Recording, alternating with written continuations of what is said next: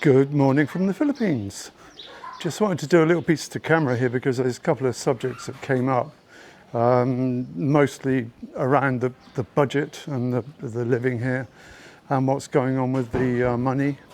So I thought I'd take a leisurely stroll around the corner to the 7-Eleven, hang out there, illustrate one of the things I wanted to talk about, and just chill really, and then have a little natter.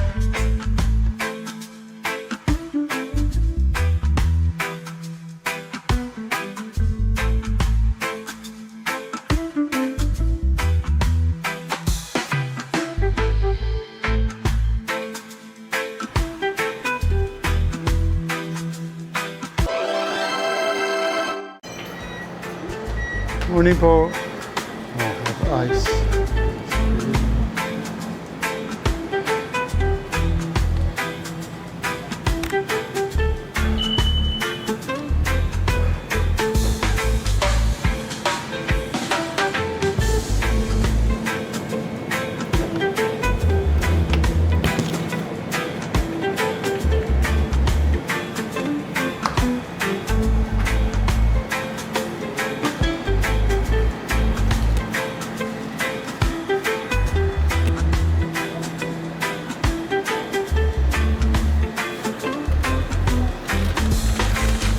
Okay, all good.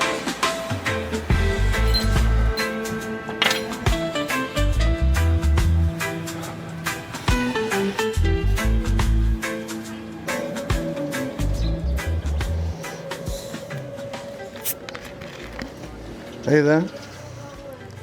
So I've made it to the 7-Eleven at the end of the road, and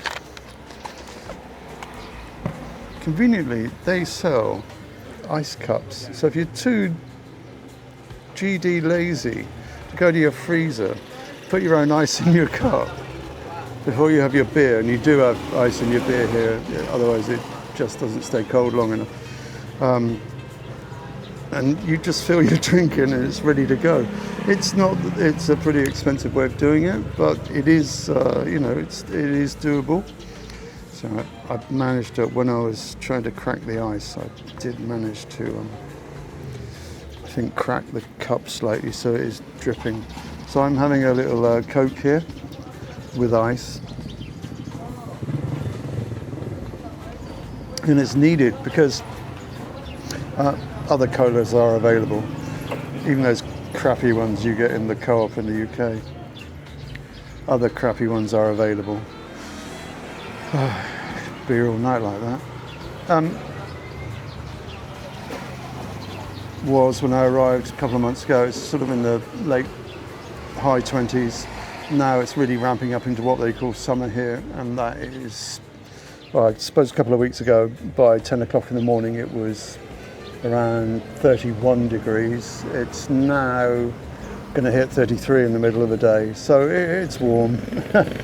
But I noticed when I was walking out of the house and then just round here to the end of the road, there's air moving, there's a little bit of wind, and it's really refreshing and cooling as you're walking along. So yes, it's heat. Seems to be, there is a level of humidity, but it generally is dry heat, and with a little bit of air, especially if you're outside and you're in the shade, it's beautiful. So that's fine. Anyway, I'm not here to talk about my nice cold drink and stuff like that. There's a couple of things I wanted to touch on. So these are quite turbulent times at the moment with the issues in the Middle East and what it's causing here on the diesel and gasoline prices. I'll come to that in a minute. What I did want to touch on, and I think I've grabbed some footage there in the 7-Eleven of me actually using it, and I know that there's a vlogger who has got a much further reach than me who's already touched on this in one of his features. I think he was sponsored. I don't know. I'm not sponsored. I'm endorsing it because it's a product I use. I've received nothing from them to tell you about this, but I want to talk about Murata. I want to talk about loud bikes. I want to talk about Murata Pay. I'll put the symbol up.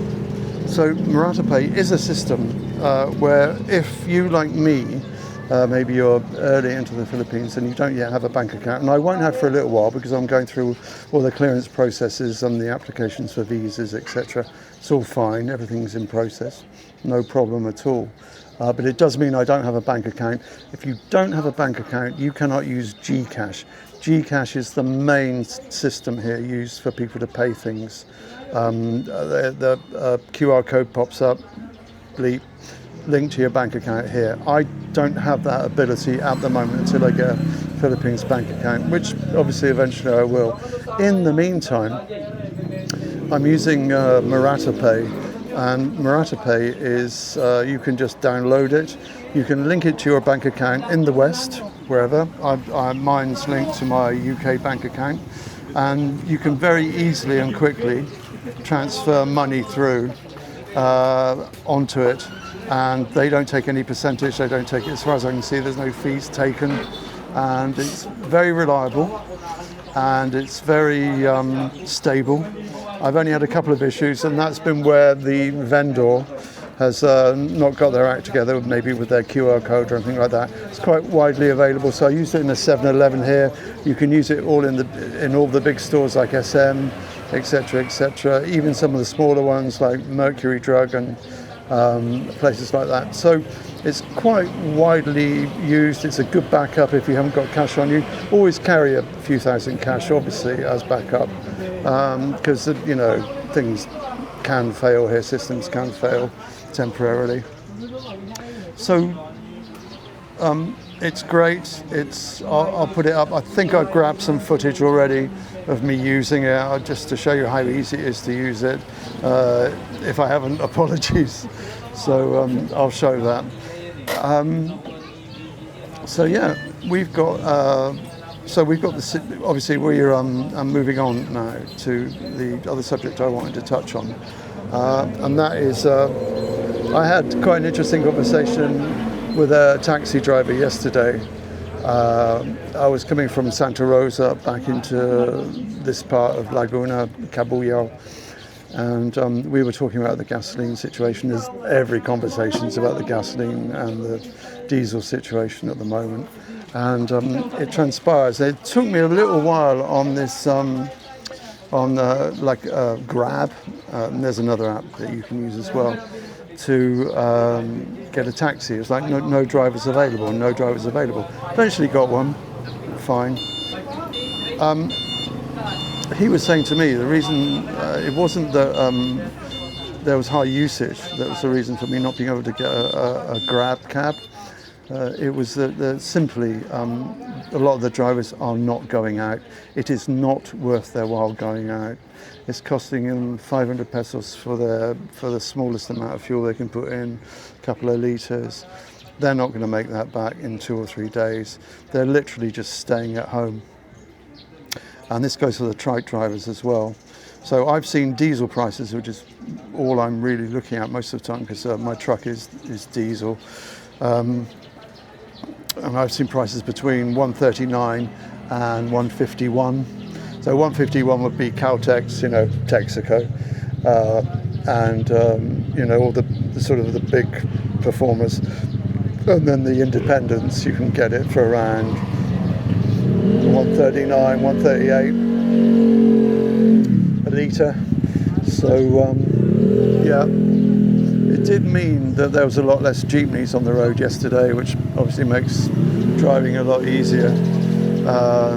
So journeys are hastened, but not for a good reason. So and now here's a bit of context. So I'm cushioned to all this.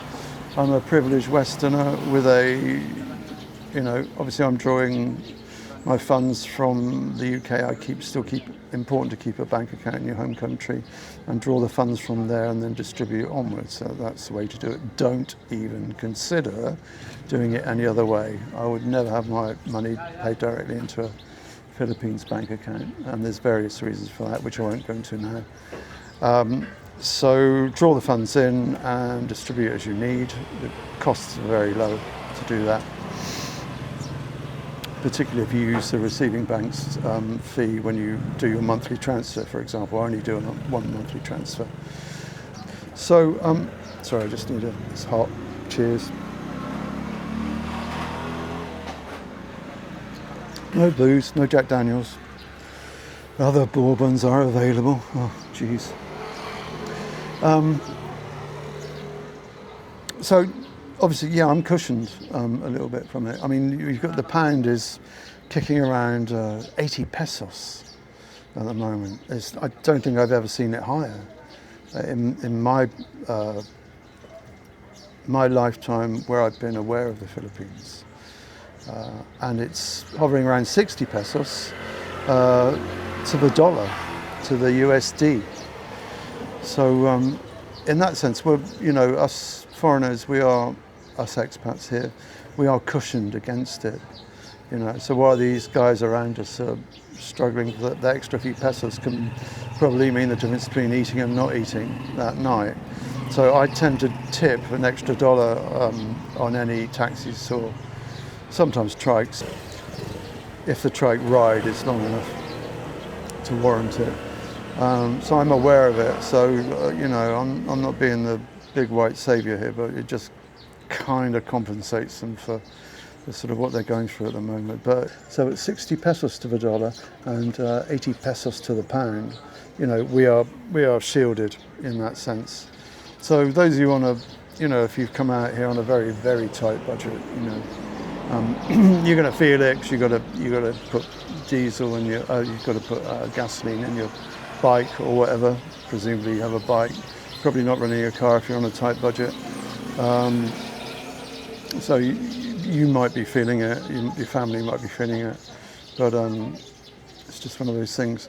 So there we are. Those are two things I wanted to touch on. I wanted to tell you about Moratopay. Again, I know that a very famous. Now calls himself a generic Southeast Asian vlogger is he has touched on it before, but I just wanted to touch on it again knowing I'm endorsing it, but I'm not paid to endorse it because it works well, and it may well be that there's other apps out there and other systems that you can use, but for me it's great because it links to UK Bank. It functions in Southeast Asia. You've got a choice of the Philippines, Thailand, I think Cambodia, Malaysia, Singapore, various, check it out, have a look online if you want to use it. I set it up before I came here. So, because, that's how I do things. But, and I checked it worked. So it's really good. So that I like. And then I just wanted to touch on the gasoline situation. In the Philippines, there is they're now getting their gasoline from Russia. So the Ruskies are providing the gasoline at the moment, or the oil at least. So the government here is subject to a huge amount of criticism for handling things, and the economy is a whole other chapter of how this place is run. I'm never going to touch on that. It's not my place. I am a foreigner. I am here as a guest, and that's the way that's going to remain. So those two items I just wanted to touch on. So thanks for taking the walk round with me. And just my leaky cup here. Just having a look.